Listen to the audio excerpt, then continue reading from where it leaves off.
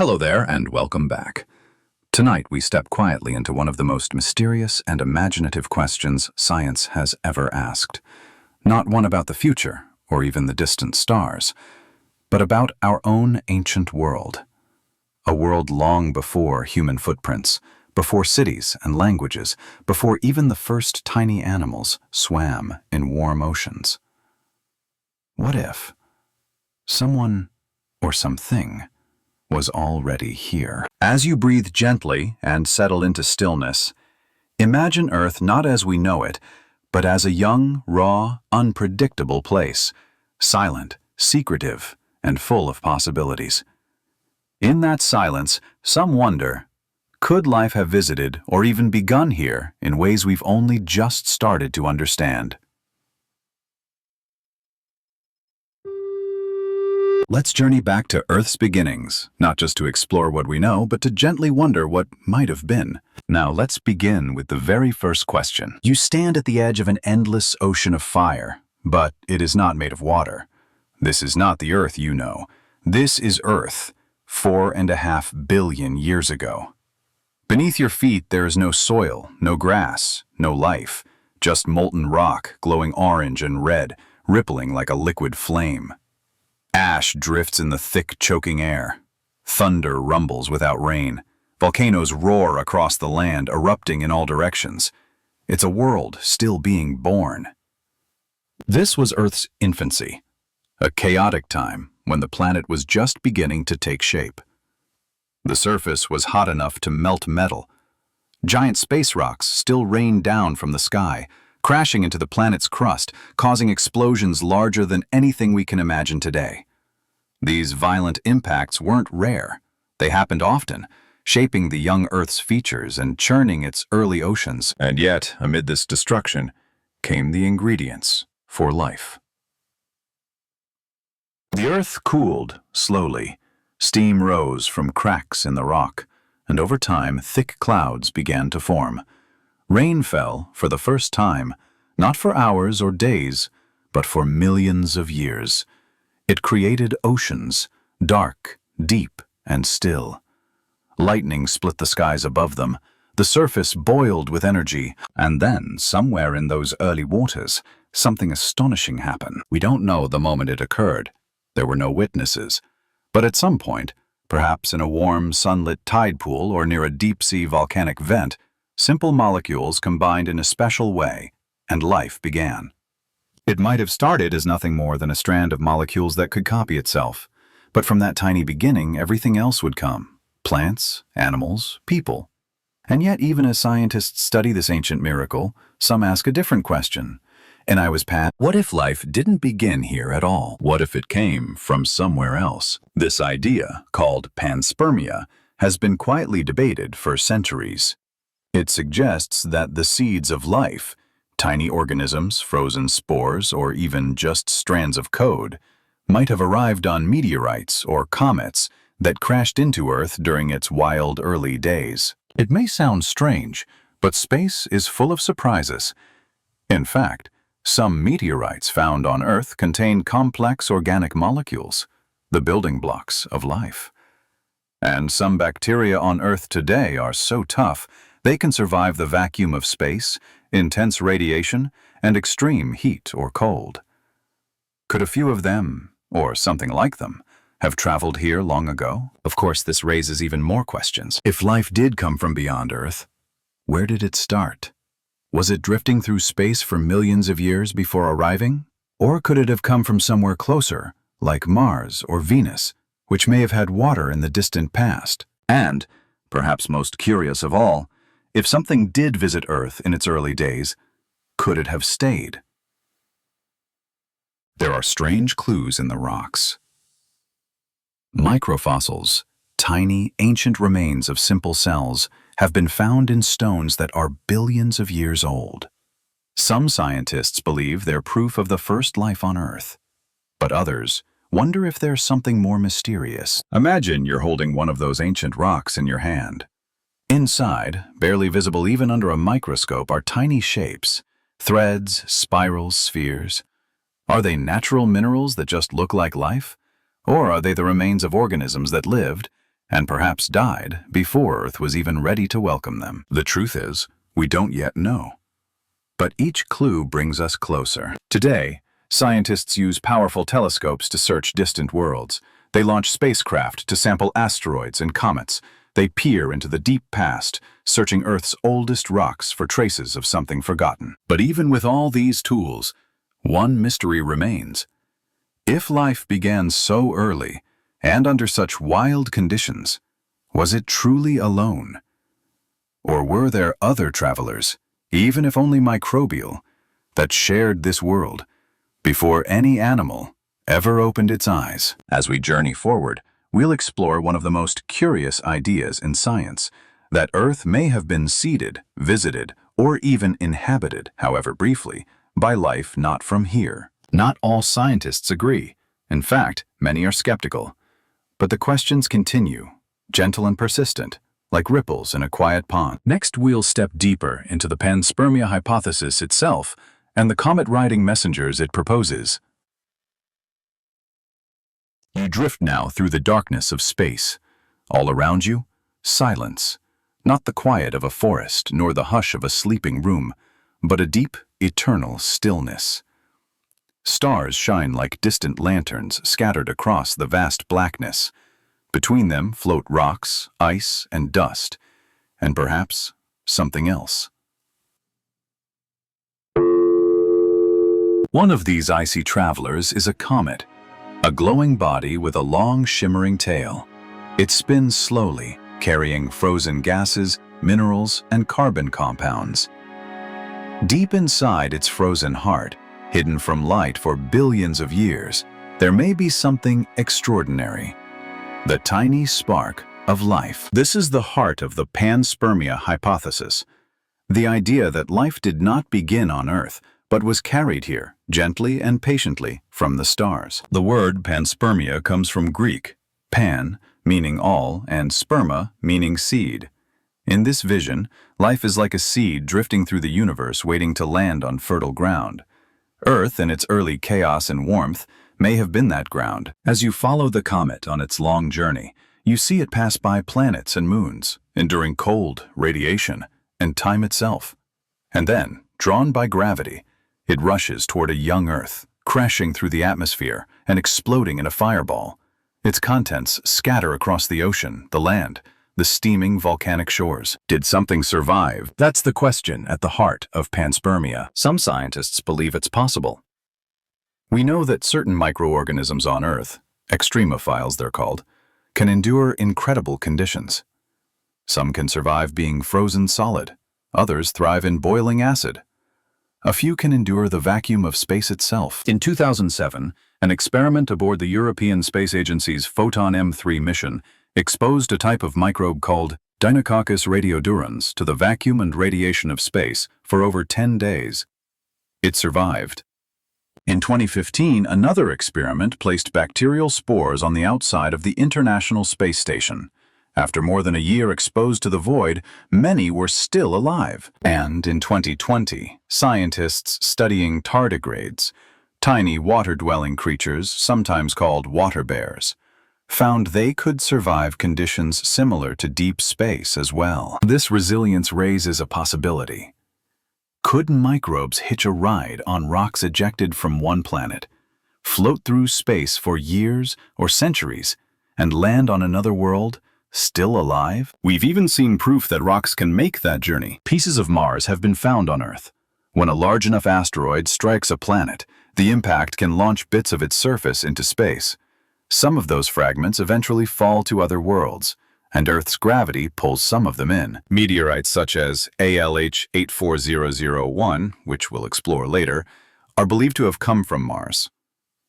Trapped inside them are tiny bubbles of gas and minerals matching the Martian surface. If rocks can travel between planets, why not microbe? And if that's true, if life can hop from world to world, then Earth may be part of a cosmic garden, seeded by passing comets or ejected stones, not born in isolation, but linked by invisible threads to other places and other beginnings. Still, panspermia is not one idea, but many. There is lithopanspermia, which suggests that life traveled on solid rock, perhaps from Mars or even beyond the solar system. There is radiopanspermia, proposed by the great physicist Svante Arrhenius in the early 1900s, which imagines spores or microbes being pushed through space by starlight, light itself carrying the seeds of life from one place to another. And there is directed panspermia, a more speculative idea, put forward in the 1970s by Nobel laureate Francis Crick,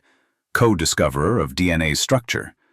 He proposed that life on Earth may have been intentionally seeded by an advanced alien civilization, perhaps as an experiment or an act of preservation. Most scientists consider that last idea unlikely, but it serves an important purpose. It reminds us that we must keep asking and wondering and testing. Because the truth is, we don't know exactly how life began on Earth. We know that organic molecules, like amino acids, can form naturally. In the 1950s, an experiment called the Miller-Urey experiment recreated early Earth conditions and produced several of these molecules. They are, in many ways, the letters of life's alphabet. We've also found these molecules in space. In 2004, NASA's Stardust mission collected particles from the tail of a comet and returned them to Earth. Inside were glycine, an amino acid, and other organics. In 2020, Japanese scientists found similar molecules in samples taken from the asteroid Ryugu, so the universe is rich with the materials of life. But how do they become life? That remains one of the great mysteries of science. Some think Earth had all the right ingredients: water, warmth, energy, and life formed naturally here. Others think those same ingredients arrived from elsewhere, already partly formed, speeding the process along. And still others believe Earth may have received fully living passengers, ancient microbes that began quietly multiplying in warm, hidden corners of our early planet. If that's true, even just once, then Earth was not the only source of life in the cosmos. It was part of something larger. There's something quietly comforting in that idea, that we are not a lonely accident in the dark, but part of a grand, ancient chain, a chain that connects planets, stars, and perhaps even civilizations. Of course, panspermia is still just a hypothesis, a possibility. But the more we look at meteorites, comets, and the surprising toughness of life, the more the idea finds new support. And as we follow that trail, one particular rock has become the centerpiece of the mystery. A rock found in Antarctica, believed to be from Mars, and possibly containing the oldest fossils ever discovered. Next, we'll examine that strange stone and the scientific storm it caused as we look into the debate over ALH 84001. You step into a white, silent desert of ice. The endless, frozen world of Antarctica. Wind whispers over ridges of snow.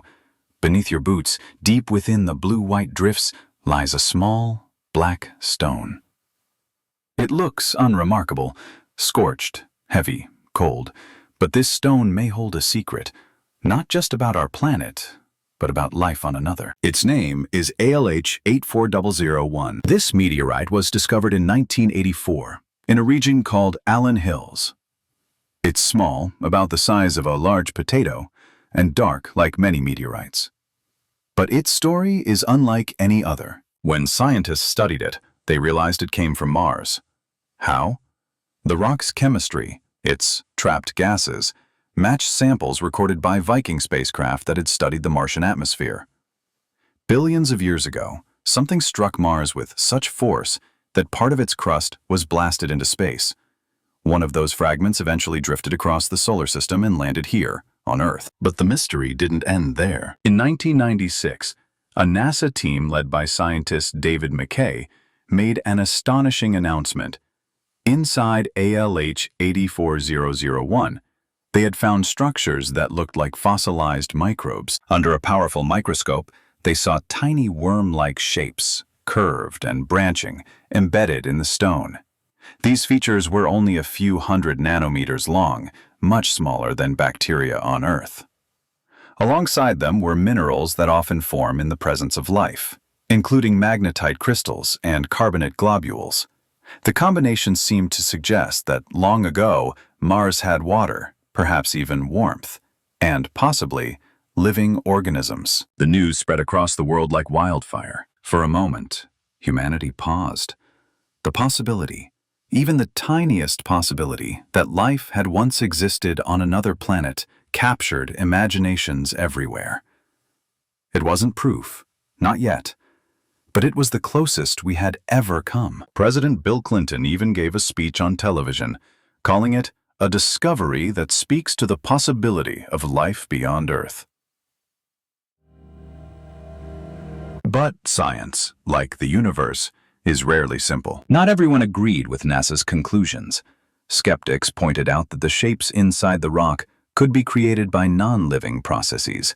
Certain minerals and reactions can mimic biological structures. Others argued that the features were too small to be real fossils, smaller than the smallest known life forms. Some of the magnetite crystals, while curious, could also form in high-temperature chemical environments. No life required. And so began a careful, quiet, scientific debate.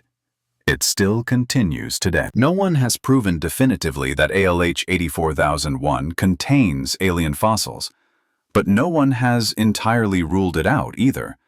New methods and technologies continue to examine the rock. Each study adds a detail, a measurement, a pattern, a possibility, but not yet a final answer. Yet this tiny stone opened a door. It showed that life, or signs of life, might be preserved across planets, carried in stone, waiting patiently for discovery. It reminded us that even a single rock can tell stories older than our species, older than our planet's forests and rivers. And it raised another question, a quiet, lingering one. If we could find possible microfossils from Mars here on Earth, might there be older ones hidden in Earth's own rocks? Could there be signs of alien visitors not just from space, but from deep in time? You turn now toward Earth's ancient crust, the rocky bones of continents long gone. In places like Greenland, Australia, and South Africa, scientists have uncovered rocks over 3.5 billion years old. Within some, they've found microfossils, tiny impressions left by early life. Some of these shapes, spirals, spheres, threads, resemble bacteria or algae. Others are simply chemical patterns, stable isotopes, trace elements that suggest biological activity. And yet, some features found in these ancient stones are puzzling. In a few cases, their symmetry is too perfect, their structure too ordered. Certain filaments seem oddly complex for their time. Could they be products of early Earth life, or something even older? A team in Western Australia once uncovered a stromatolite, a layered stone formed by microbial mats, dated to over 3.4 billion years ago. Inside were structures that might have been made by cyanobacteria, some of Earth's earliest oxygen-producing life. But what if those microbes didn't originate here? What if they were passengers, like seeds on the wind, riding through space until they found a home? It's a quiet speculation, never shouted, never claimed as truth.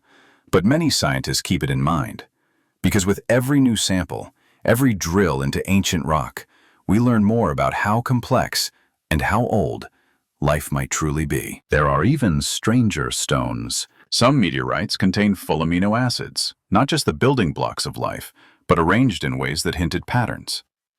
And then there are carbon-rich chondrites, ancient space rocks that seem to carry chemical fingerprints not fully explained by natural physics. We can't say they were shaped by life, but they feel curious, as though they're whispering something we haven't yet learned how to hear. And so, scientists continue to look. They drill ice cores from Antarctica. They collect volcanic glass from the ocean floor. They use powerful synchrotrons to peer into the heart of tiny stones. They are listening, gently, patiently, for messages hidden in mineral. For if there is proof, it won't come in lightning bolts or roaring visions. It will come in the shape of a thread, the twist of a crystal, a quiet symmetry in a fossil's curve, and just maybe, it will come from something not born of Earth at all. In the next section, we'll return to the ALH 84001 meteorite and the storm of opinions it stirred, exploring how science welcomes, questions, and refines the idea of ancient alien life. You find yourself in a quiet laboratory, the kind that hums with soft electricity and whispered concentration. A glass case stands in the center of the room, glowing under sterile white lights. Inside, resting on a velvet cushion, is a dark, ancient stone, ALH 84001.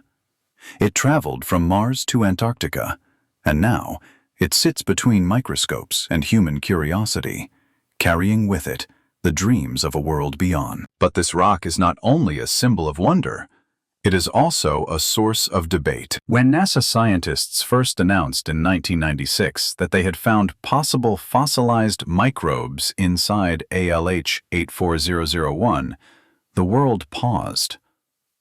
It was a statement that dared to reach beyond science into imagination. But science does not thrive on imagination alone.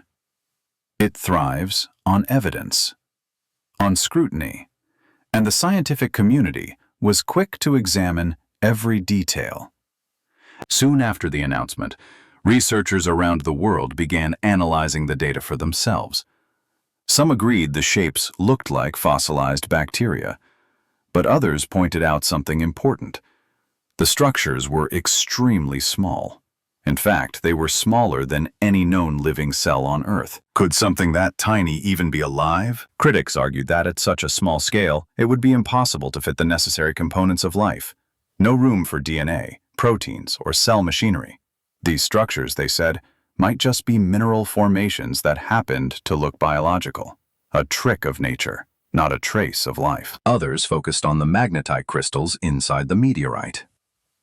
These were strikingly similar to ones made by certain Earth bacteria, especially magnetotactic bacteria, which use magnetic fields to navigate. But again, there was a counter-argument. High-temperature chemical reactions could also form such crystals. Heat and pressure, without life, might explain what was found. Then there were the carbonate globules, tiny round deposits that formed within cracks in the rock. The original NASA team believed they pointed to slow chemical reactions in liquid water, possibly warm, life-friendly water on early Mars. But skeptics suggested these could also have formed in a dry, non-biological environment, just minerals doing what minerals do. The debate grew wider. More papers were published. More labs examined the meteorite. Some experiments tried to recreate the structures artificially.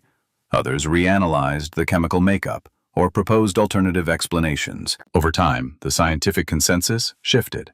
While ALH 84001 remained fascinating, most researchers became cautious. The evidence for life, they said, wasn't strong enough. There were too many other possible, non-living explanations. Yet even among the skeptics, the rock retained its allure because the mystery had not been solved, only softened. And the question had not been dismissed, only refined. Science is not built on firm declarations, but on patient observation. And sometimes, the value of a discovery lies not in the answer it gives, but in the questions it inspires. The ALH 84001 debate taught the scientific world something valuable: that we must develop better tools, that we need sharper microscopes, more sensitive chemical tests, and clearer standards for detecting life, especially life that may not resemble what we know. It also reminded scientists of how easy it is to see what we want to see. When faced with mystery, the human mind reaches for stories, and the story of alien life, of ancient visitors, of cosmic connections, is a powerful one. But science asks us to wait, to separate what is likely from what is lovely. That said, the door isn't closed. Even today, new techniques continue to re-examine ALH 84001. More advanced electron microscopes and X-ray tools have revealed even finer details. Some researchers remain cautiously optimistic. The rock still has secrets, and perhaps, one day, a clearer answer. Meanwhile, the search continues elsewhere. Mars rovers like Curiosity and Perseverance now scan the red planet's surface, digging into rocks, analyzing soil, and searching for signs of past life. These missions were, in part, inspired by the excitement surrounding ALH 84001. If we do one day find definitive signs of life on Mars, past or present, the little meteorite that landed in Antarctica may be seen not as a mistake, but as an early whisper of a much larger truth. And so, in a way, ALH 84001 did what all good mysteries do. It opened the imagination, pushed science forward, and reminded us that the boundary between Earth and space is not so firm as it seems. You step back from the lab now, letting the quiet settle around you. The questions stirred by this single rock ripple outward. What does life really look like? Could we miss it if it doesn't match our expectations? And how many other stones, fallen, buried, overlooked, might hold similar secrets? Next, we'll widen our gaze to the building blocks of life itself, exploring how DNA's strange patterns might contain echoes of something not entirely of this world. You find yourself floating, not through space this time, but through something much smaller, and yet just as vast. A twisting spiral rises before you, graceful and silent, glowing faintly like a double helix of starlight. This is DNA. The quiet code that defines all life as we know it. From the smallest bacterium to the tallest tree, from hummingbirds to human beings, every living thing on Earth shares this same elegant language. 4 letters, A, T, C, and G, combine in endless ways, shaping the instructions for life. But hidden within this familiar pattern are strange features that some researchers find curious. Could DNA itself hold clues to something older, stranger, or even alien? We begin with a simple observation.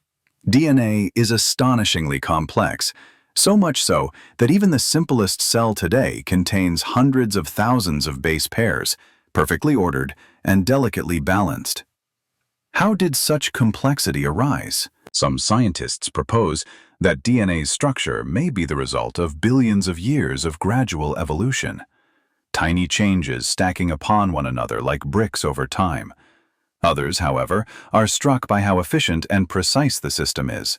It's almost elegant beyond randomness. One line of curiosity leads to genetic code redundancy. For instance, multiple DNA sequences can code for the same amino acid, a form of built-in resilience. It's a bit like having several different ways to write the same sentence and still be understood. This redundancy helps life survive mutations, a thoughtful feature in a system that wasn't designed. Or was it? Then there's something called introns, sections of DNA that don't seem to code for anything. These so-called junk DNA segments once puzzled researchers.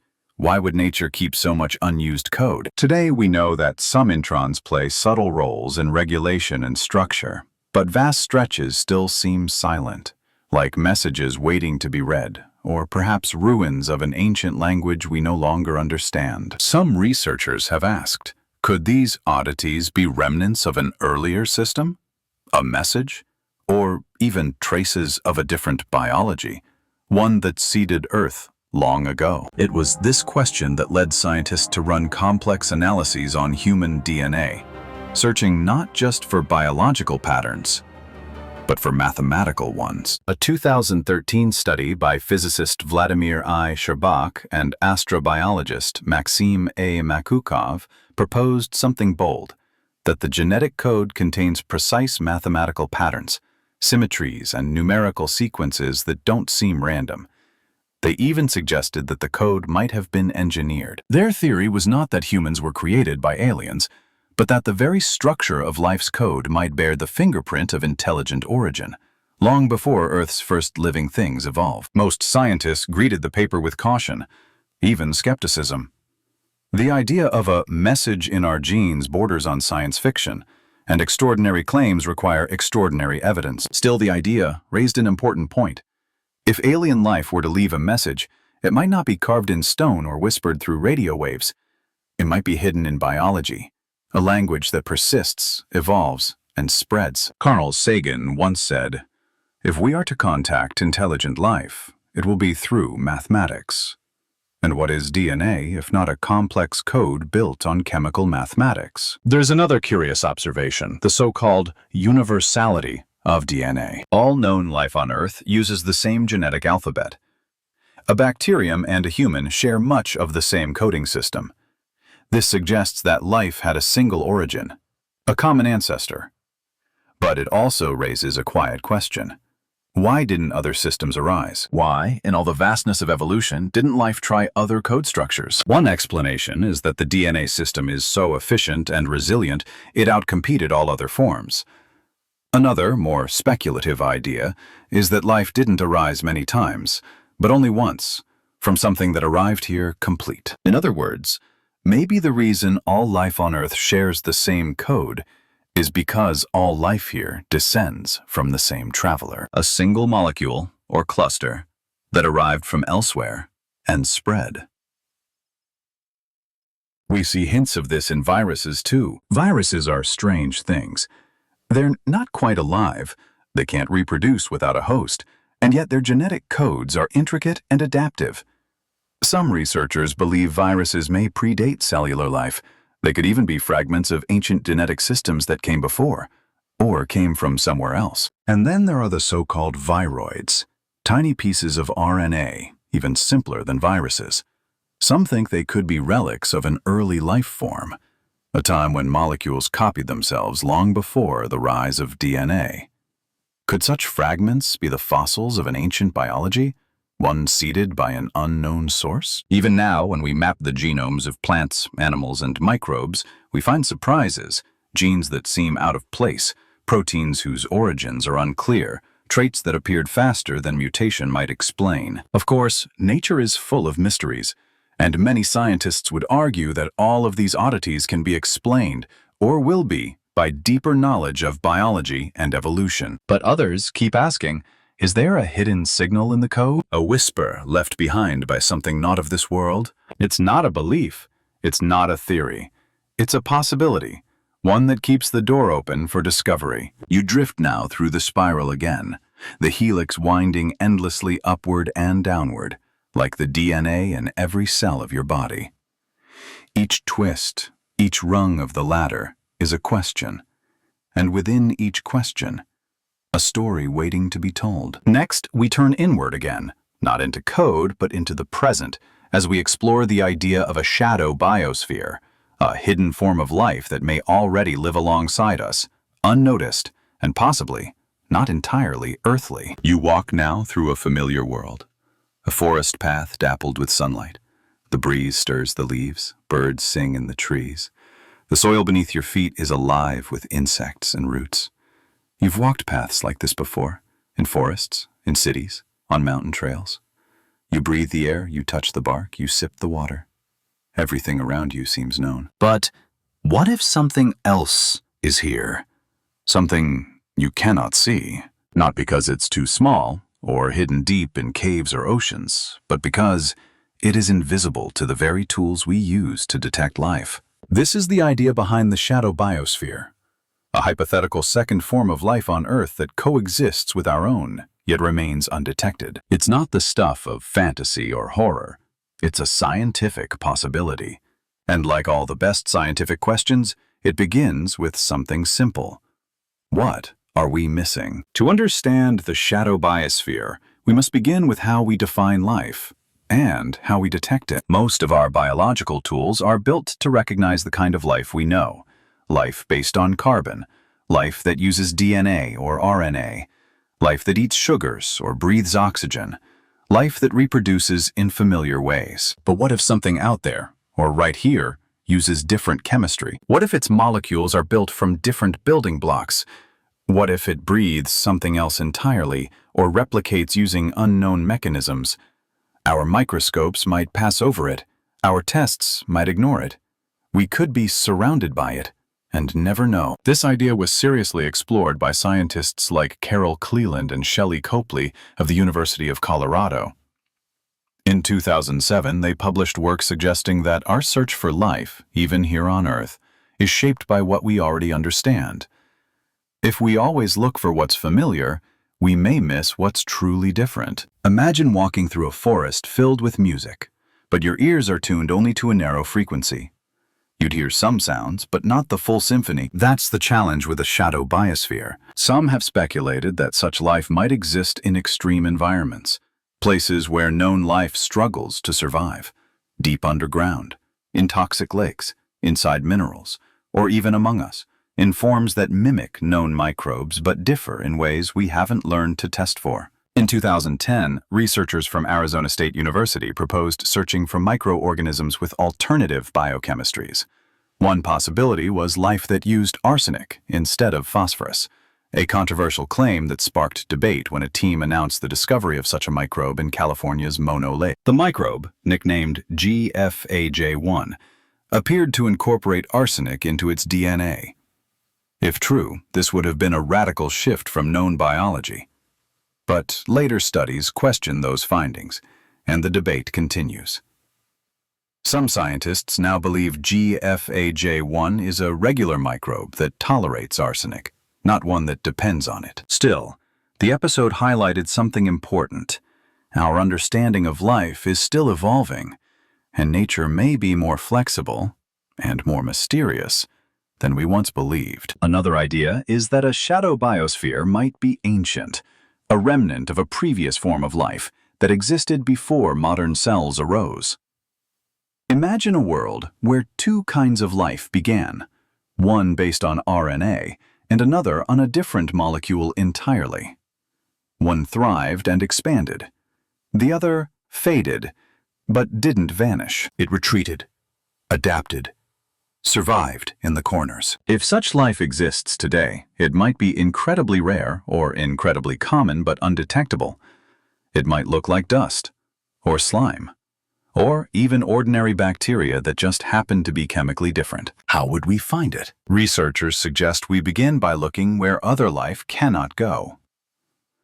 In brines filled with heavy metals, in volcanic glass, on the surfaces of rocks scorched by radiation, in deserts so dry they've seen no rain in decades. In 2021, a team found traces of possible microbial activity deep inside a South African gold mine, 2 miles underground, where heat and pressure are intense. The organisms survived without sunlight, feeding on chemicals from rock and water. They belonged to known biology. But what if others didn't? To search for a shadow biosphere is to ask a humbling question. Could we be sharing Earth with life so different we've never even noticed? And if so, what would it mean? Some suggest that finding such life would be like discovering a second Genesis, proof that life can arise more than once in more than one way. That life is not rare but common, that biology, like starlight, can take many forms. It would also have deep implications for the search beyond Earth. If two forms of life exist here on the same planet, then surely life must be abundant across the cosmos, not a fluke but a feature of matter itself. Still, we must be careful. No confirmed evidence of a shadow biosphere has been found. It remains a possibility, a quiet one, but it teaches us something valuable, that mystery does not always live far away. Sometimes it waits beside us, quietly, unseen. As you walk again through the forest, or the city street, or the mountain trail, you may wonder, what lies just outside our vision? What lives in the spaces between? Next, we'll turn back to ancient times, to the patterns locked in stone, and the sudden changes in the fossil record, to ask whether Earth's own history holds signs of events, or visitors, we still don't fully understand. You find yourself standing at the edge of a cliff, looking out over a vast landscape of layered rock. Time itself is stacked beneath your feet, layer upon layer of sediment, pressed and hardened over billions of years. These ancient stones are like pages in Earth's diary, quietly recording the moments that shaped our world. But what if some of those pages are marked by something unusual? Geologists have long studied these layers, called strata, to understand how the planet changed over time. In some layers, they find fossils of trilobites, ancient corals, or early plants. In others, traces of volcanic ash, sea levels, or even the dust from meteorite impacts. These clues help us piece together Earth's long and complex story. But not every chapter reads smoothly. Sometimes, something shifts. The rock suddenly changes color. A type of fossil disappears. A new element appears in high concentration. And scientists pause, because in those moments, the record whispers that something happened. These changes are called anomalies, events that don't fit the expected pattern. And over the years, they've sparked deep questions about Earth's past. One of the most famous examples is the iridium layer, a thin, dark band of clay found all over the world, dating back 66 million years. Below it, you'll find the fossils of dinosaurs. Above it, none. This iridium layer marks the end of the Cretaceous period and the sudden extinction of 75% of all species on Earth. What caused it? Most scientists now agree. A massive asteroid impact striking the Yucatan Peninsula created a firestorm, blocked sunlight, and triggered a global collapse. The impact left a crater over 100 miles wide, the Chicxulub crater, and sent dust, debris, and iridium, an element rare on Earth but common in asteroids, into the sky. But here's the question. If we can detect such an event 66 million years later, could we also detect other, stranger events? Some researchers think we can. For example, in Earth's Precambrian layers, those before complex life appeared, we find banded iron formations with unusual patterns. They show sudden shifts in oxygen levels, temperature, and mineral composition. Some are easily explained, others not so much. One team, studying rocks in Western Australia, discovered micro-layered sediment containing unusually high levels of certain isotopes. These were interpreted as evidence of ancient microbial activity, or possibly a change in atmospheric chemistry driven by a sudden event. Was it volcanic? A meteor strike? Or something else? Some anomalies are harder to explain. In 1972, physicists discovered a uranium deposit in Gabon, West Africa, that behaved like a natural nuclear reactor.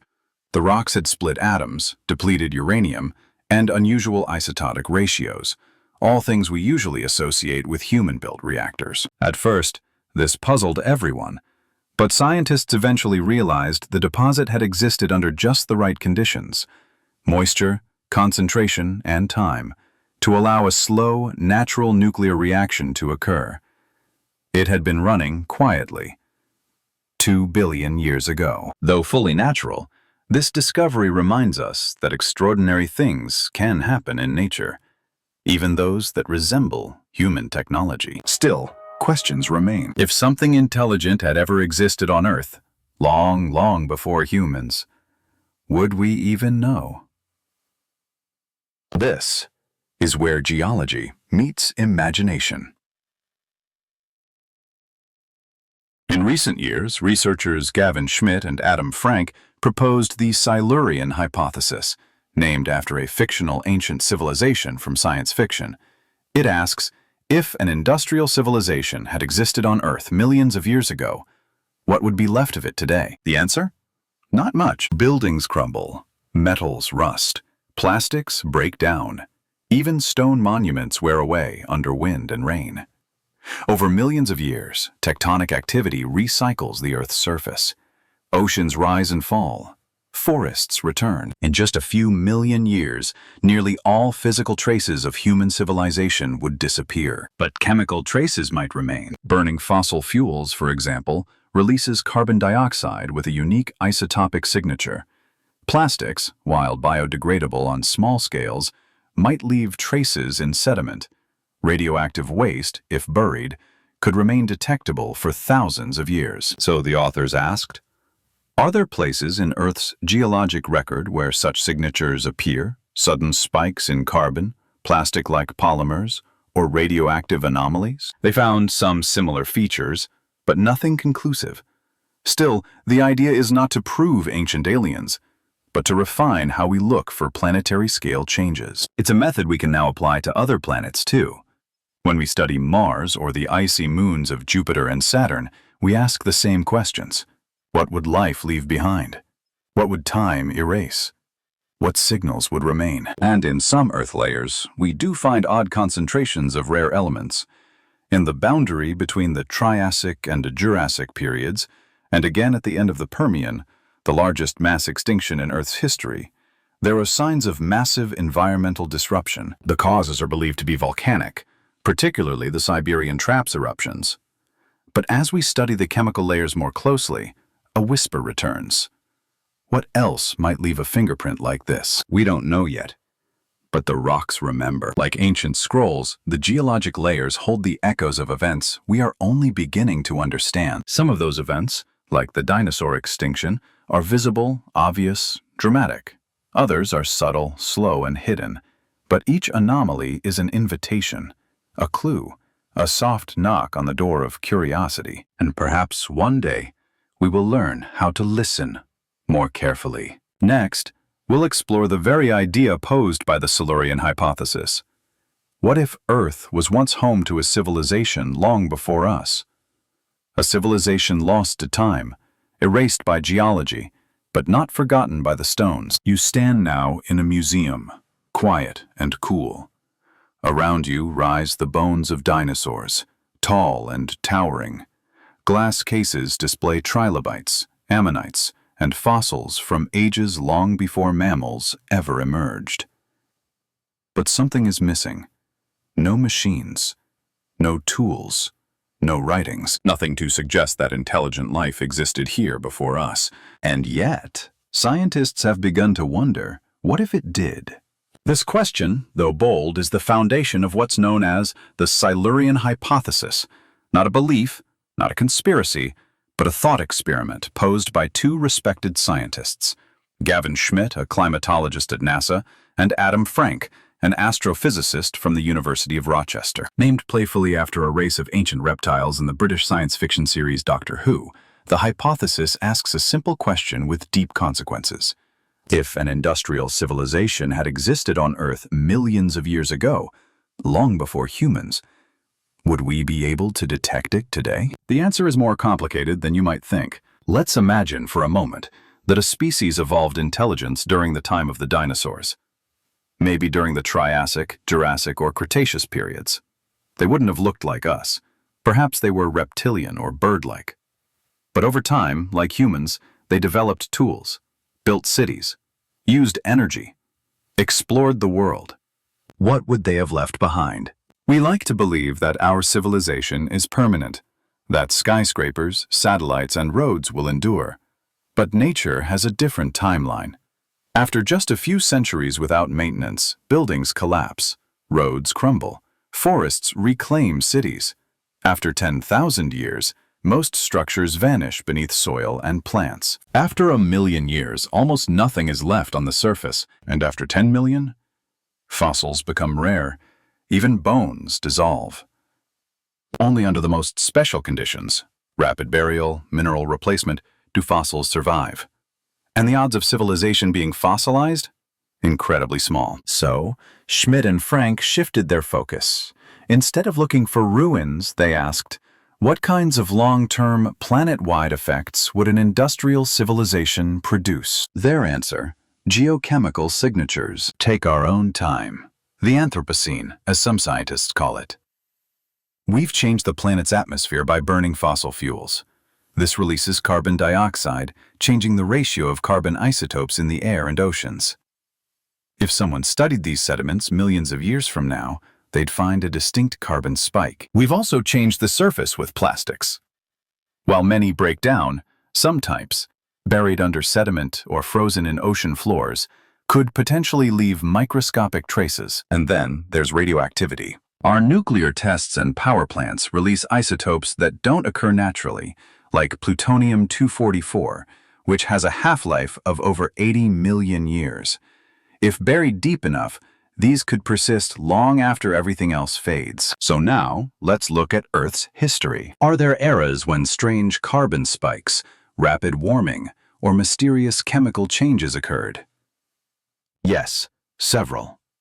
One is the Paleocene-Eocene thermal maximum, PETM, about 56 million years ago. During this brief geological moment, global temperatures rose dramatically.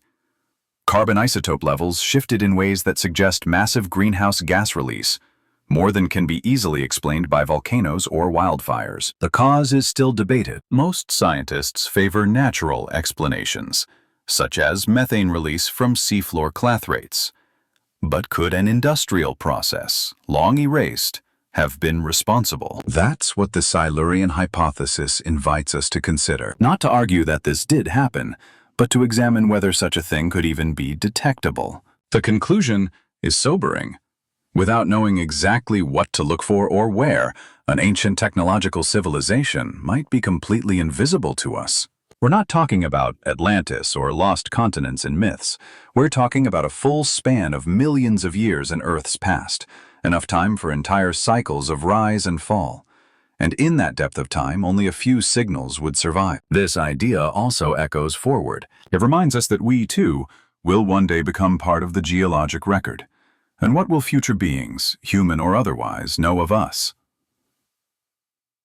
A brief spike of carbon, a dusting of plastics, a few isotopes quietly decaying. Some might argue, doesn't the lack of evidence disprove any such ancient civilization? Not quite. Absence of evidence is not always evidence of absence, especially when the evidence may have been lost by erosion, subduction, or the simple passing of time. Even human history, just a few thousand years old, is full of gaps. Entire cultures have vanished with barely a trace. And they lived only yesterday, geologically speaking. So the Silurian hypothesis isn't about rewriting textbooks. It's about expanding our imagination and refining our tools. If we want to detect ancient life or prepare to study other worlds, we need to know what subtle fingerprints civilizations leave behind. Not ruins, but residues. Not monuments, but molecules. It also teaches humility. Earth is old, 4.5 billion years, and humans have been here for a blink. If we're the first intelligent life to evolve here, we are lucky. If we're the second, then we are part of a deeper story. Next, we'll journey into the murky world before the Cambrian explosion, a time when life's complexity seemed to suddenly bloom, and scientists still puzzle over what came before. You drift now through an ocean of shadows. Not the oceans we know today, with coral reefs and darting fish, but a deeper, quieter sea. The water is dark and cold, and beneath the surface, the floor is covered with soft sediment. The year is 500 million years ago, and the world is about to change. But not just yet. This is the Precambrian era, the vast and mysterious time before the sudden blossoming of complex life.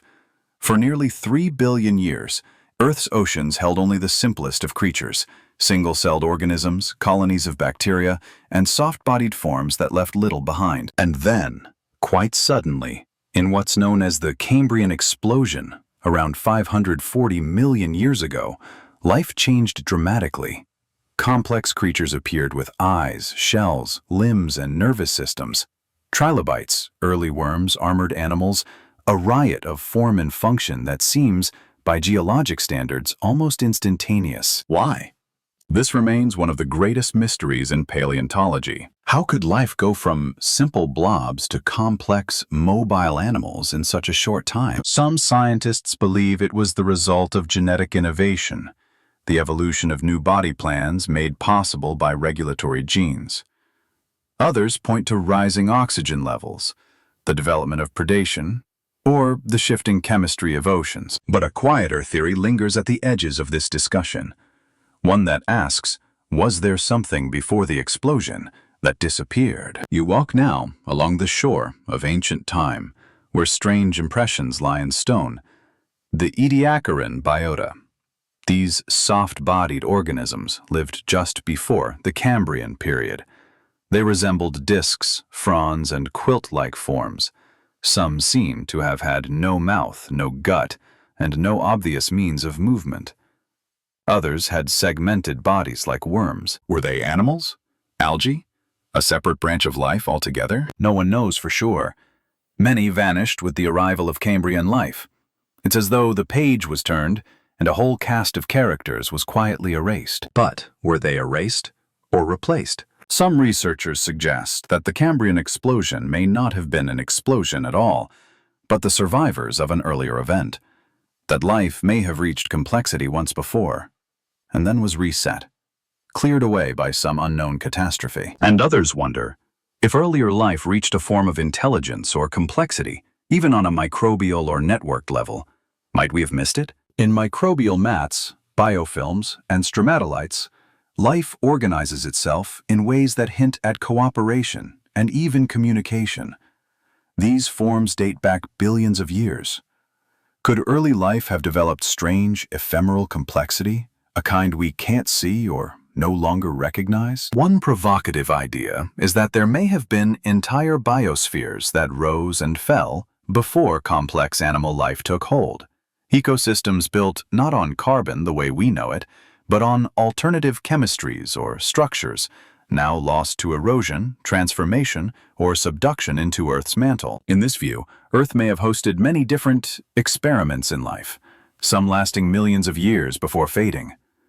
Their remnants may not be fossils, but subtle traces in isotopes, minerals, or chemical gradients buried in ancient rock. And then there's the idea that life on Earth was not alone. If panspermia played a role, if comets or asteroids seeded the Earth multiple times over eons, then perhaps the Cambrian explosion was not a beginning, but a blending. Maybe something new arrived, genetic material, a virus, a catalyst that triggered rapid change. In 2015, scientists discovered that viruses have likely played a major role in shaping evolution. They don't just infect, they insert their genes into host DNA.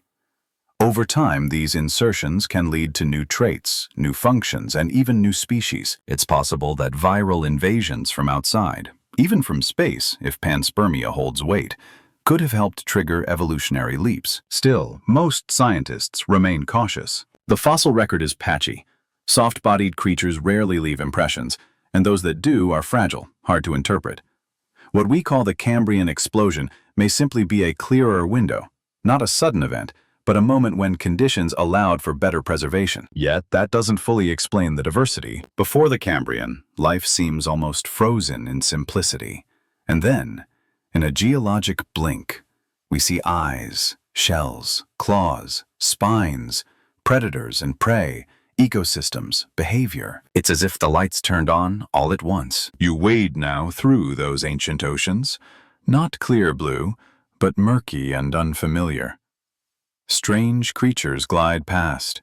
Opabenia, with 5 eyes and a flexible clawed snout. Hallucigenia, walking on spines, head unclear. Anomalocaris, with segmented limbs and a circular mouth like a rotating trap. All of them appeared, flourished, and vanished in deep time. Some left descendants. Others ended without a trace. The Cambrian period lasted around 55 million years. In that time, the blueprint for nearly all modern animal body plans was set. Every fish, insect, bird, and mammal traces its ancestry to this great flowering of form. But was it truly the beginning? Or only the beginning we can still see? Next, we'll explore other worlds close to home, Mars and Venus, and the possibility that long ago these planets may have hosted life, or perhaps even shared it with Earth. You drift now above a silent planet. Beneath you stretches a rusty red desert, endless plains broken by deep canyons, dusty hills, and ancient riverbeds long dry. This is Mars, Earth's quiet neighbor, so familiar now in photos, yet still so full of mystery. But your gaze is not limited to Mars.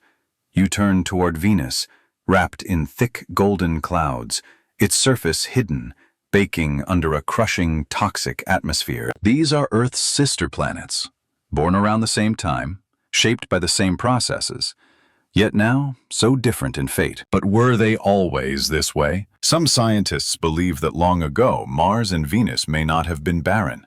In fact, they might have once been alive, with oceans, rain, perhaps even mild climates, and winds that carried seeds of possibility.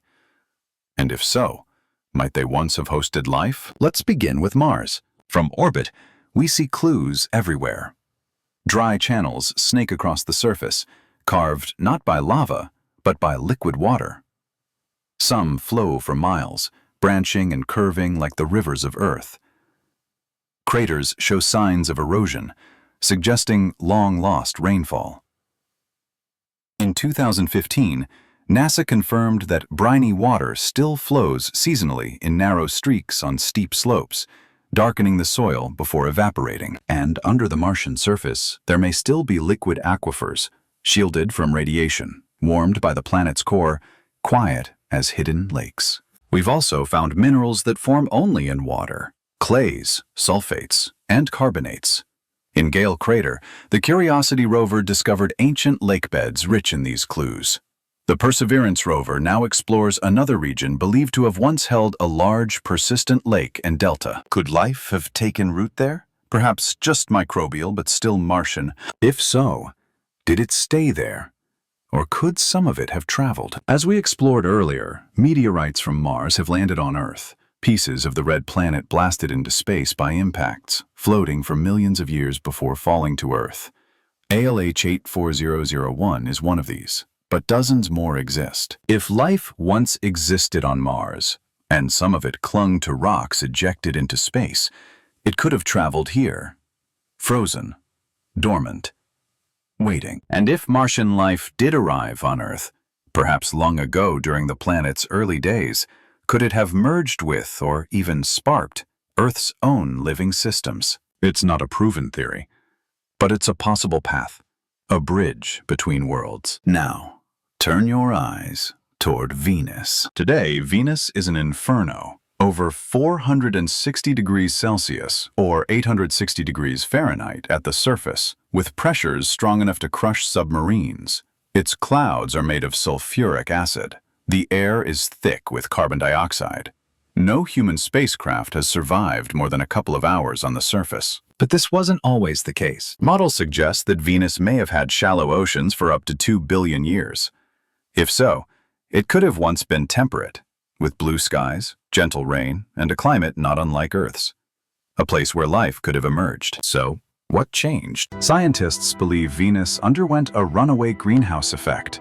As volcanic gases filled the atmosphere, sunlight trapped by carbon dioxide caused temperatures to rise. Oceans evaporated. Water vapor, itself a greenhouse gas, made things worse.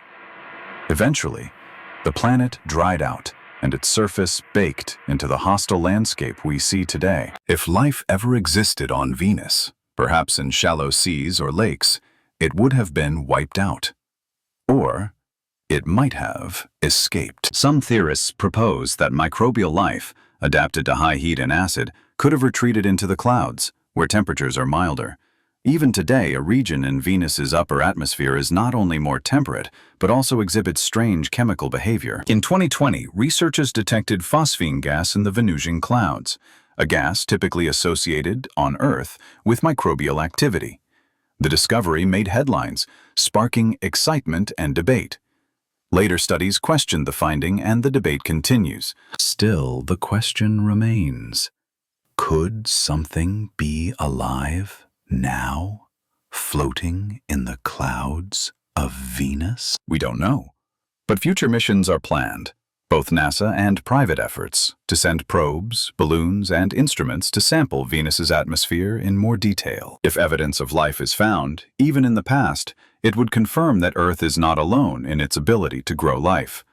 And if life once existed on both Mars and Venus, might it have traveled between them? This idea brings us to lithopanspermia again, the possibility of life hitching a ride on rocks blasted off one planet and landing on another. Between Mars, Earth, and Venus, this exchange could have happened many times, especially during the early solar system when impacts were more frequent. Some even suggest the inner planets might have shared life, swapping microbes, mixing genetics, accelerating evolution. It's a grand idea.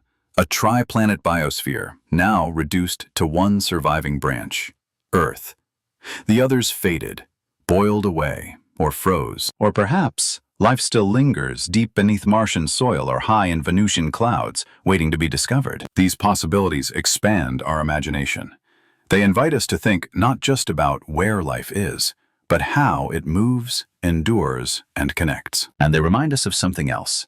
If life can bloom on multiple planets in a single solar system, what might await us in others? Next, we'll return to Earth's rocks once again, but this time not for fossils or riverbeds, but to examine unusual isotopes and chemical anomalies that defy simple explanation, and may hint at something more than nature's hand. You step now into a deep cavern, not carved by human hands, but by time, water, and geology. Here, minerals shimmer under soft lamplight. Layers of rock press in from all sides, each one older than the last, and buried within them are clues. Not of bones or shells, but of atoms themselves. For sometimes, the most curious messages from the past are not written in shapes, but in chemistry. Welcome to the quiet world of isotopes and elemental anomalies, where scientists read Earth's history not like a storybook, but like a code. An isotope is a version of an element with a different number of neutrons. For example, carbon has several isotopes, like carbon-12 and carbon-13. The ratio between these isotopes can tell us things about ancient climates, biological activity, and even cosmic influences. When ratios change sharply in the geologic record, or when rare isotopes appear, scientists pause. They ask, what caused this? And sometimes, the answers are puzzling. Let's begin with one of the most intriguing cases, the discovery of plutonium-244 and curium-247 isotopes in ancient zircon crystals from Western Australia. These isotopes don't naturally occur on Earth today. They're radioactive elements with long half-lives that are now extinct, meaning they've decayed away completely in most places. So how did they end up in crystals, billions of years old? One possibility is that they were created in a supernova explosion, the violent death of a massive star, and swept into our forming solar system. But some researchers have asked whether such isotopes, found in small but measurable amounts, could suggest more exotic origins, including artificial production. On Earth today, these isotopes are created in nuclear reactors or during atomic explosions. Now, no one claims these ancient traces prove an advanced civilization once existed billions of years ago. But the presence of such isotopes, with signatures that resemble technological activity, is curious. Some even entertain the notion that if life once reached a high level of advancement long before us, such isotopes might be the last markers left behind. In other cases, scientists have found high concentrations of rare earth elements in unexpected places, like thorium or neodymium, in sediment layers with no obvious volcanic or meteorite explanation. And then there are isotopic anomalies in carbon and sulfur. These often point to changes in biological activity, a sudden rise in photosynthesis, or the mass death of ocean life.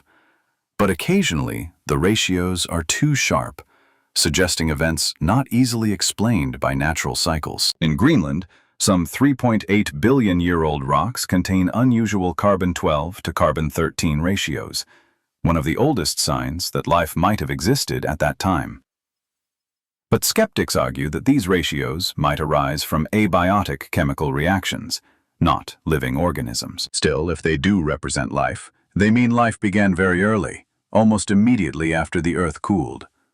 That raises the question, did life really evolve that fast here? Or did it arrive, already prepared? And while we often look to chemistry to confirm biology, the reverse is sometimes true. In South Africa, deep in ancient mines, scientists found bacteria living in the dark, consuming sulfates and uranium, producing hydrogen as a byproduct. These microbes survive entirely independent of sunlight. Their metabolism is so strange, so alien-like, that researchers studying astrobiology use them as analogs for what life might look like elsewhere in the universe. What's fascinating is that their activity also alters the chemistry of their environment, leaving behind mineral signatures we can detect long after the microbes are gone. So, if other forms of life, even very different ones, had existed in Earth's deep past, what traces might they have left? One theory suggests that unnatural ratios of isotopes, like an overabundance of a particular nitrogen or oxygen isotope, could indicate industrial activity. For example, large-scale fertilizer production affects nitrogen cycles in soil and water. Could an ancient civilization have unknowingly altered the same cycles? And what about the so-called rare gas anomalies? In certain layers of Earth's crust, xenon and krypton isotopes appear in unexpected ratios that don't match known natural processes. Some suggest these could be linked to ancient cosmic rays or deep mantle chemistry, but others speculate about high-energy experiments, artificial processes that might leave such a mark. It's important to say, there is no direct proof that these anomalies are signs of technology or alien activity, but they show us that the Earth's chemistry is full of surprises, and that sometimes those surprises resemble things we only learned to create in the last century. This leads some scientists to suggest a new way of thinking. Instead of looking for fossils of structures, we should look for fossils of behavior, the chemical echoes of something organized, repeatable, and unlikely to occur by chance. After all, if a civilization rose and fell long before the age of bones, its monuments might not be made of stone, but of isotopes and minerals. The challenge, then, is knowing what to look for and recognizing a signal hidden among natural noise. Because even if the anomaly isn't proof of ancient technology, it still has something to teach us. Each strange ratio, each rare isotope, is a message, not always understood, but always worth reading. Next, we'll explore some of the more violent clues in Earth's history: tektites, impact craters, and massive firestorms, and ask whether some of these events could have erased or hidden signs of visitors we never knew were here. You are now high above Earth, watching from a distant point in space. Below you, the planet spins, serene, blue, and full of life. But then, a flicker, a light, a sudden bloom of heat and force. A massive object, an asteroid, has entered the atmosphere. You watch as it streaks toward the surface, glowing brighter and hotter, until in an instant it strikes with unimaginable power. The shockwave ripples outward. Fires ignite. Dust rises into the sky. The world below darkens. This is no fantasy. Events like this have happened before, not once but many times, and they've reshaped our planet's history. Could one of them have also erased something? Someone? Throughout Earth's geologic history, we find scattered clues of violent encounters. These are recorded not in fossils, but in impact craters, glass-like tektites, and layers of soot and ash that mark global firestorms. Let's begin with impact craters. They are the fingerprints of cosmic violence. Scars left by asteroids and comets colliding with Earth. Some are small, others are vast, stretching over 100 kilometers wide. The Chicxulub crater in Mexico is perhaps the most famous. Formed around 66 million years ago, it marks the impact that coincided with the extinction of the dinosaurs. It's buried now beneath layers of rock and sediment, but seismic maps reveal its circular shape, fractured rim, and central peak. Scientists estimate the asteroid that struck was about 10 kilometers wide. The energy it released was over 1 billion times greater than the atomic bombs of the 20th century. But Chicxulub is just one of many. The Vredefort crater in South Africa is even older and larger, formed over 2 billion years ago. The Sudbury Basin in Canada is another, created by a massive impact about 1.85 billion years ago. Each of these events unleashed fire, pressure, and change. Accompanying these impacts, scientists often find tektites, small, glassy beads formed when Earth's surface is melted by the extreme heat of an impact. These droplets are flung into the air and then rain down over thousands of miles. Tektites are found in strewn fields, their size and shape offering clues about the force of the impact and the nature of the material struck. Some are round and smooth, others are twisted, like tiny sculptures, but all are born in seconds, frozen moments of violent transformation. And sometimes, layered above or below these tektites, we find soot, charcoal-rich deposits that suggest massive wildfires ignited by the impact's heat. These are the global firestorms, the result of superheated debris raining down from the sky, setting forests, grasslands, and perhaps entire continents aflame. Imagine it. A world darkened by ash, oceans churned by shock waves, skies red with heat and dust. For weeks or months, sunlight is blocked. Plants wither, food chains collapse. It is not just extinction, it is reset. Now pause and ask, what might such an event destroy? Anything on the surface.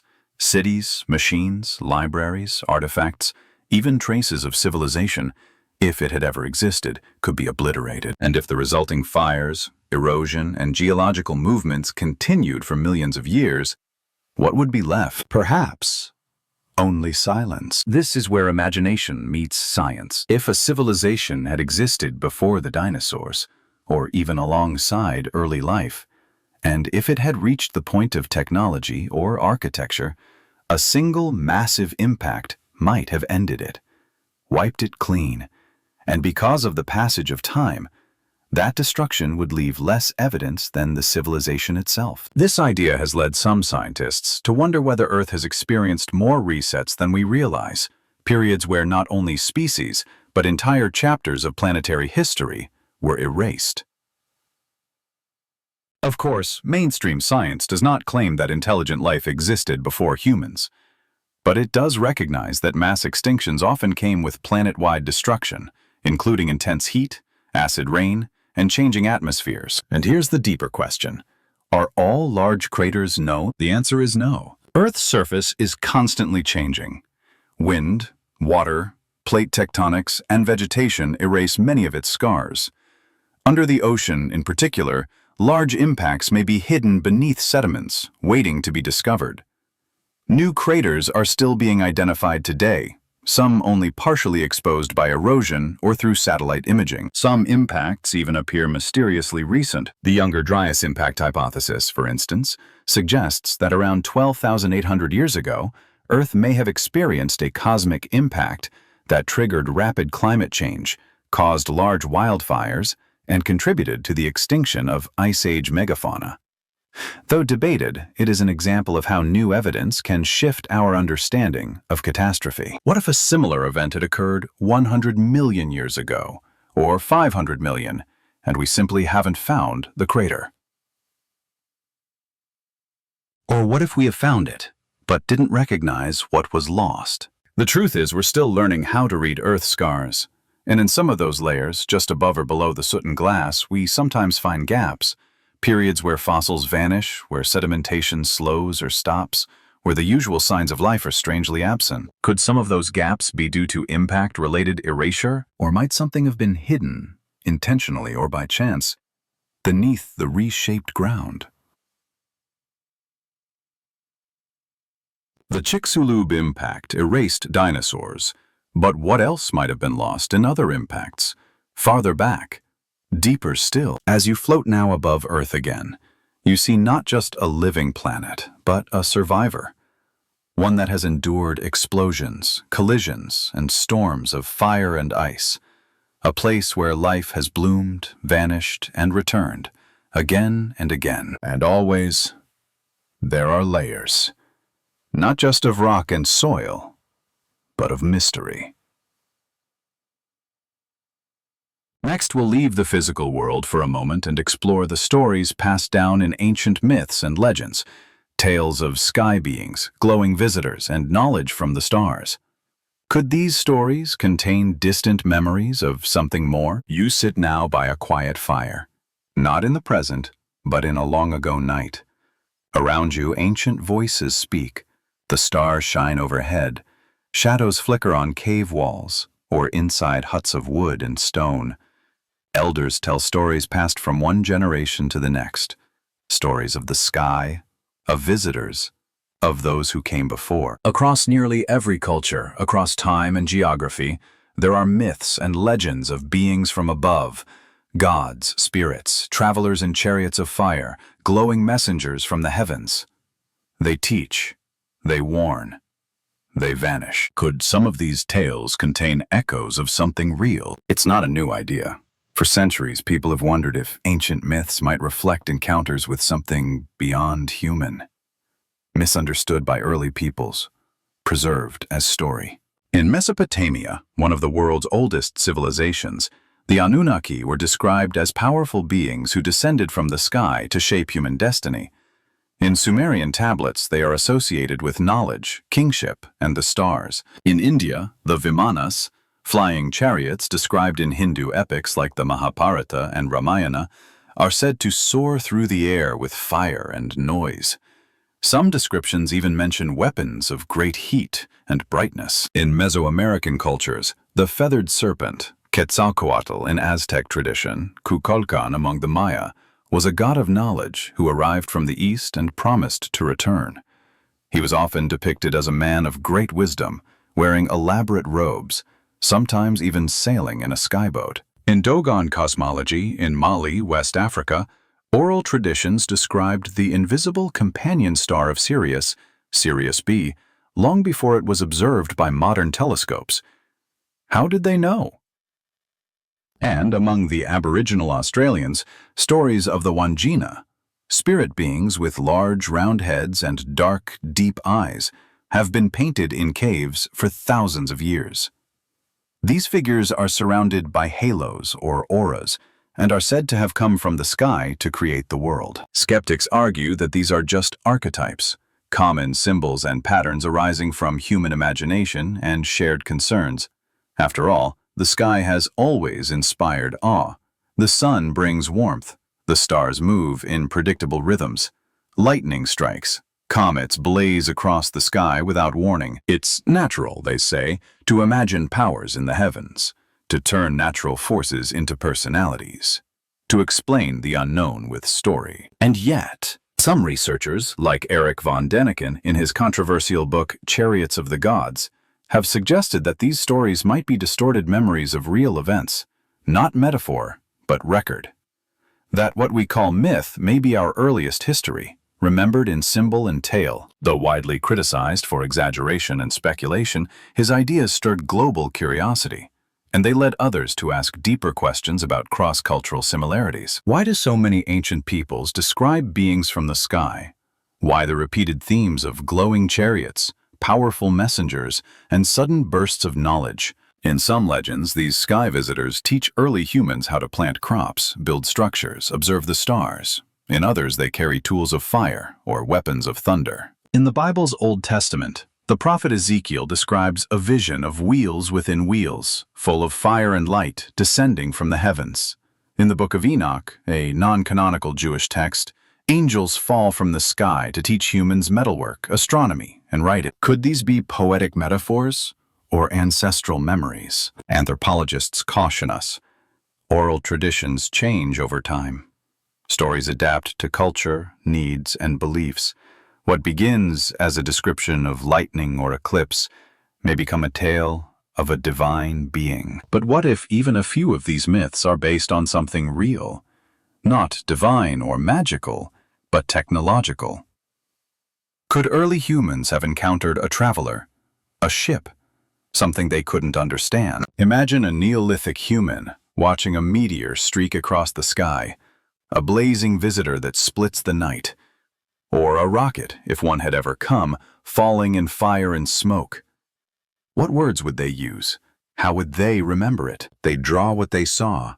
They'd tell others, and those others would pass it on, slowly, changing it, adding meaning, until 1,000 years later, the story was no longer about fire, but about gods. And sometimes, these stories contain strange details, like descriptions of metal birds, flying shields, or silver discs, tales of people rising into the sky and returning with knowledge, or not returning at all. These fragments appear across continents. Of course, we must be cautious. We should not replace one kind of mystery with another, swapping legend for unproven theories. But we can listen, not to prove, but to wonder. Because even if these myths aren't about actual contact, they reveal something deeply human, a longing to connect with something greater, a belief that we are not alone, a sense that knowledge and creativity can come from the stars, and that we are part of a larger story. And that story is still unfolding. Today, we continue to look up.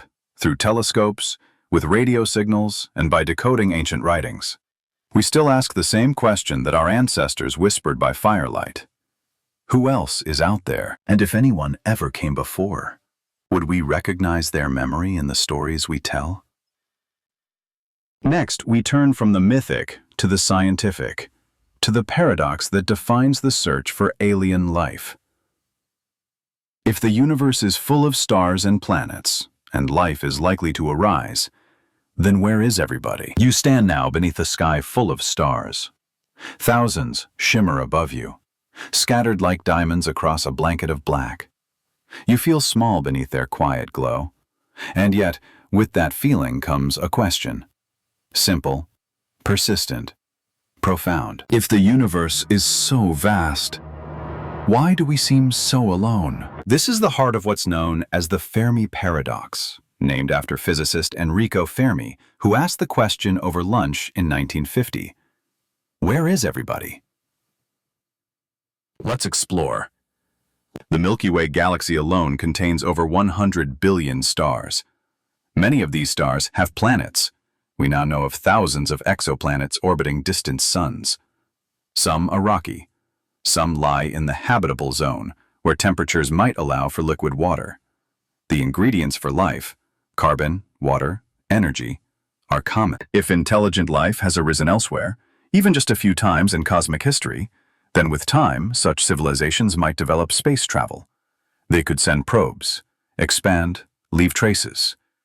And yet, we see nothing. No spacecraft, no signals, no ruins on the moon or Mars. The stars are quiet. This silence, in the face of overwhelming probability, is what makes the Fermi paradox so puzzling. Many explanations have been proposed. Some believe we are early, that Earth is one of the first planets to develop intelligent life. The universe is old, yes, but it may still be young in terms of civilizations. Others believe civilizations may be short-lived.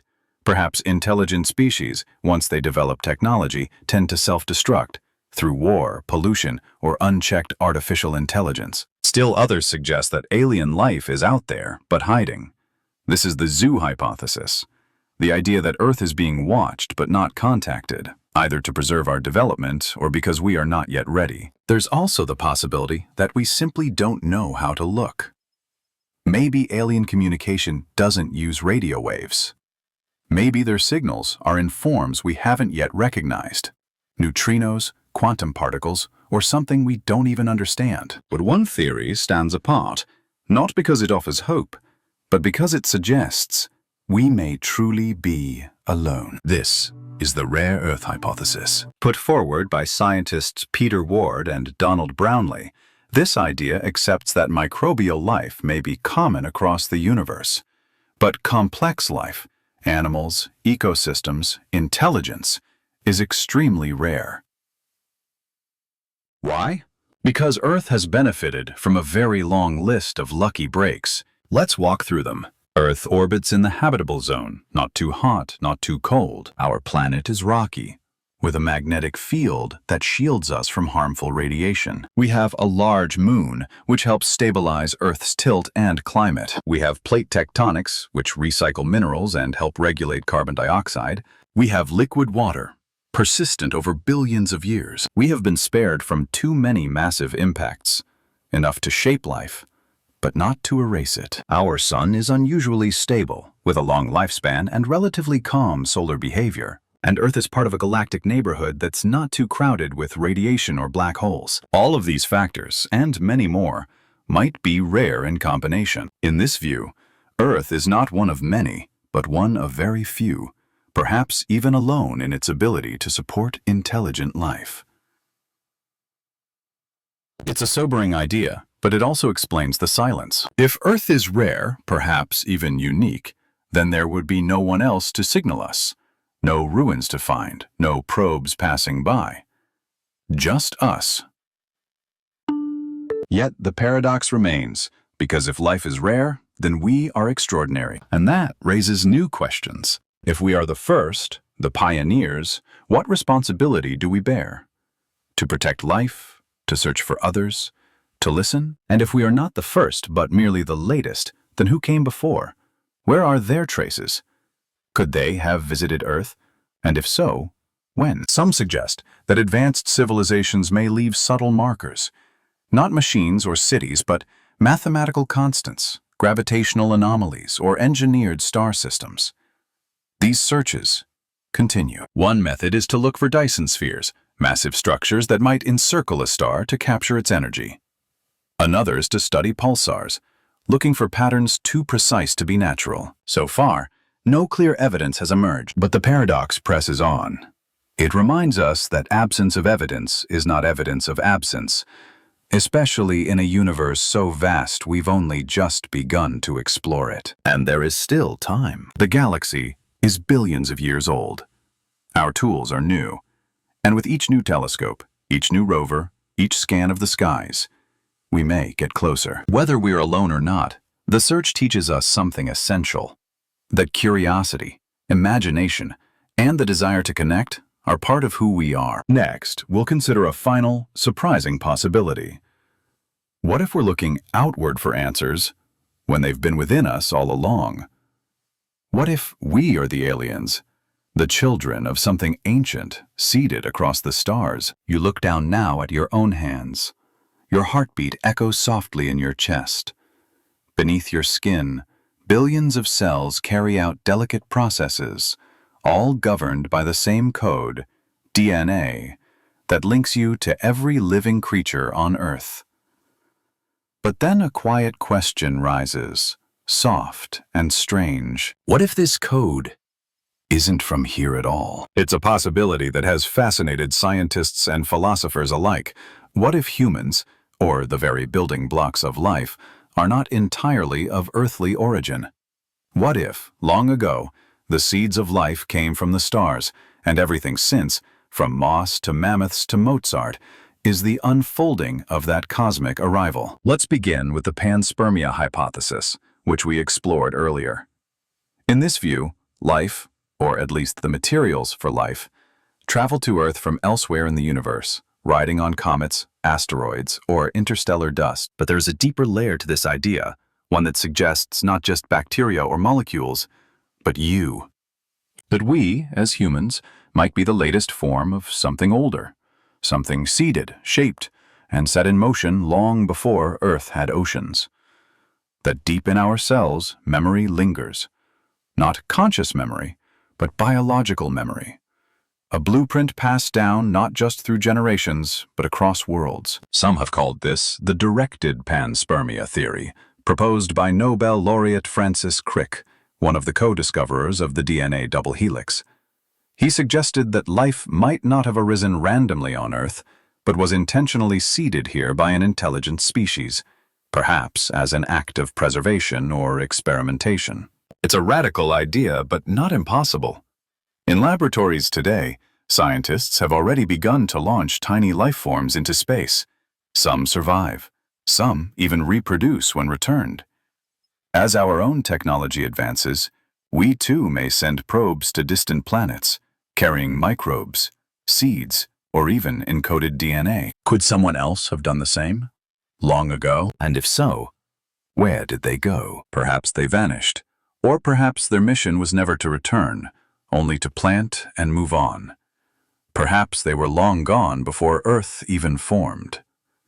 Or maybe they are still out there, watching their creation unfold. But what evidence would such a theory leave behind? Strangely, the most compelling clues might lie within us. Some researchers have observed that certain traits of human DNA are puzzling. Our genome contains vast stretches of junk DNA, sequences with no known purpose. Some see randomness, others see mystery. Are they old, broken code, or unused instructions? And then there's the idea of human uniqueness. Compared to other animals, humans evolved quickly. Our brains, our language, our creativity, they emerged with astonishing speed in evolutionary terms.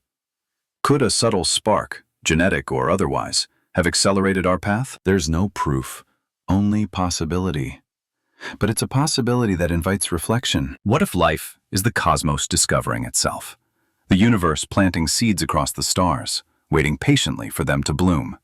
In this view, humans aren't alien in a foreign sense, but native to the universe itself. There are also cultural echoes of this idea. In myths from around the world, we find stories of ancestors coming from the sky.